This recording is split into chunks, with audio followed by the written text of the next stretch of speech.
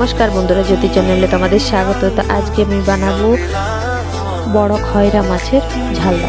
तो चलो प्रथम थेके शेष अब्दि देखते थाकुन और भालो लागले अवश्य एक लाइक शेयर और कमेंट करे जानाबेन जे केमन हयेছে।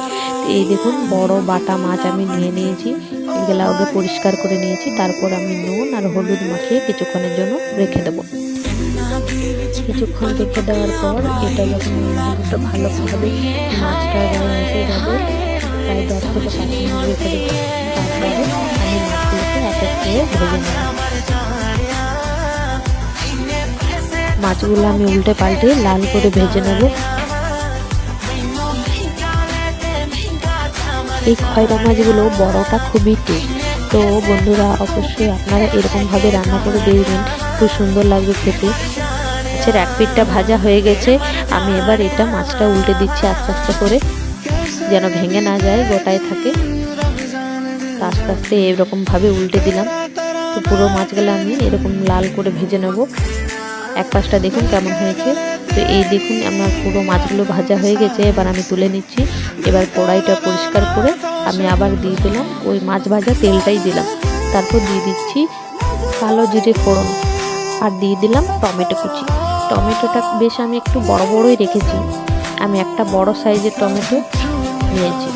তারপর আমি দিয়ে দিলাম সর্ষে আর পেঁয়াজ একসঙ্গে বেটে নিয়ে, তারপর এটা ভালোভাবে একটু মিক্স করে নিচ্ছি। এটা মিক্স করে নেওয়ার পর আমি এর মধ্যে দিয়ে দিচ্ছি 1 চামচ হলুদ গুঁড়ো। তারপর আবার মিশিয়ে নিচ্ছি। মিশিয়ে নেওয়ার পর আমি এর মধ্যে দিয়ে দেবো স্বাদ মতো নুন। স্বাদ মতো নুনটা দিয়েও আমি আবার ভালো করে মিক্স করে নিচ্ছি। তারপর গ্যাসের আঁচটা আমি কমিয়ে দেব। কমিয়ে দেওয়ার পর আমি এর মধ্যে দিয়ে দিচ্ছি কাশ্মীরি লাল লঙ্কার গুঁড়ো 1 চামচ। তারপর এটা কম আঁচ করে আমি বেশ খানিকক্ষণ কষিয়ে নেব। কষানো খুব ভালো করে হয়ে যাবে, খুব সুন্দর একটা গন্ধ বেরোবে। তারপর আমি দিয়ে দিলাম পরিমাণ মতো জল। জলটা যখন ফুটে উঠবে তখন আমি এক এক করে মাছের পিসগুলো ঝোলটার মধ্যে ডুবিয়ে দেবো। সব মাছগুলো ভালো করে আমি ডুবিয়ে দেবো। ডোবানো হয়ে গেছে, আমি এটা বেশ আরও কিছুক্ষণের জন্য ফুটিয়ে নেব। এই 2 থেকে 3 মিনিট মতো, 2 থেকে 3 মিনিট ফোটানো হয়ে গেছে। এবার আমি এর মধ্যে দিয়ে দিলাম চেরা কাঁচা লঙ্কা। চেরা কাঁচা লঙ্কা দিয়ে দেওয়ার পর আমি এর মধ্যে ধনেপাতা কুচি ছিটিয়ে আমি গ্যাসের ফ্লেমটা বন্ধ করে দেবো।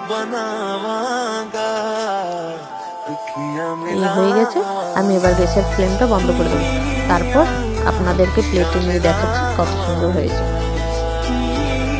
তো বন্ধুরা এরকম করে অবশ্যই ট্রাই করে দেখবেন। ভালো লাগলে অবশ্যই একটা লাইক শেয়ার এবং কমেন্ট করে জানাবেন যে কেমন হয়েছে।